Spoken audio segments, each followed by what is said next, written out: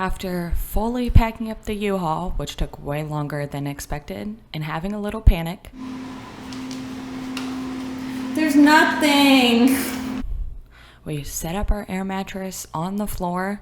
Kaya was freaking out, but we tried to calm her down and set our alarms for super early the next morning because we had a long day of driving ahead of us. On the first day, we were going to do the majority of our drive. So we were going to drive through all of Oklahoma, the top part of Texas, all of New Mexico, and half of Arizona. It was going to be a big day of driving. Kaya kept trying to sniff the air outside, but we didn't roll the windows down, so this was her only way to sniff it.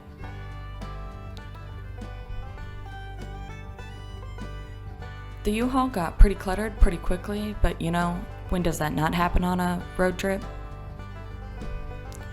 We ended up actually getting CBD treats for Kaya to help her calm down because we knew she was not going to be able to relax, and this is them kind of getting the best of her. Amarillo and New Mexico. There obviously wasn't a lot of exciting stuff in between there. It looked a lot like this. Flat forever.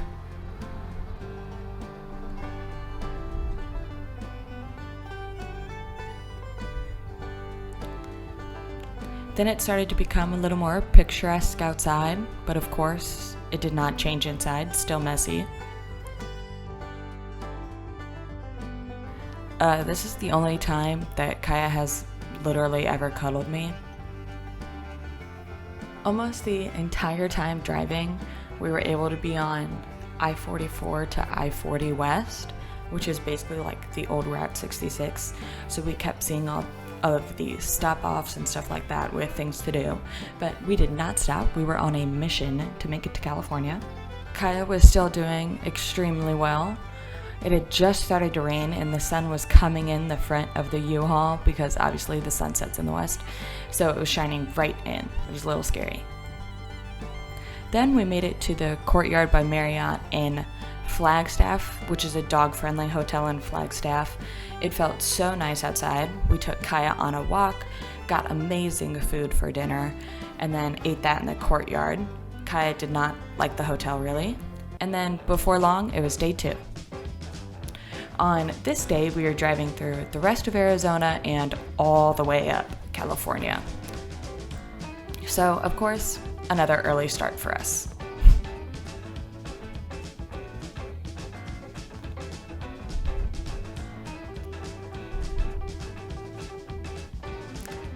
This section of the drive was a lot of uphill for 18 miles, downhill for 20 miles, no rest stops for 50 miles.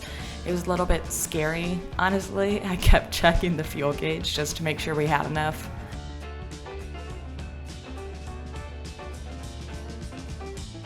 At this point, we were starting to go a little bit insane, sitting in the U-Haul for so long, but it's just that bad.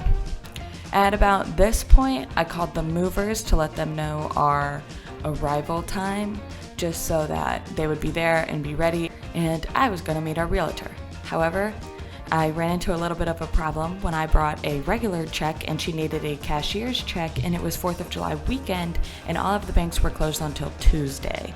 So basically I had a little bit of a panic, gave her part of the deposit in cash and then gave her the rest on Tuesday because let me tell you, I was standing on the side of the street crying, and poor Zach and 2 of our movers had to unhaul the U-Haul all the way up to our apartment. Oh my gosh, I cannot believe they did it. But when I came back to an empty U-Haul and a pretty crazy full apartment, if I do say so myself. But yeah, now it's time to unpack, get settled in, and first things first, we gotta set up the bed for a good night's sleep.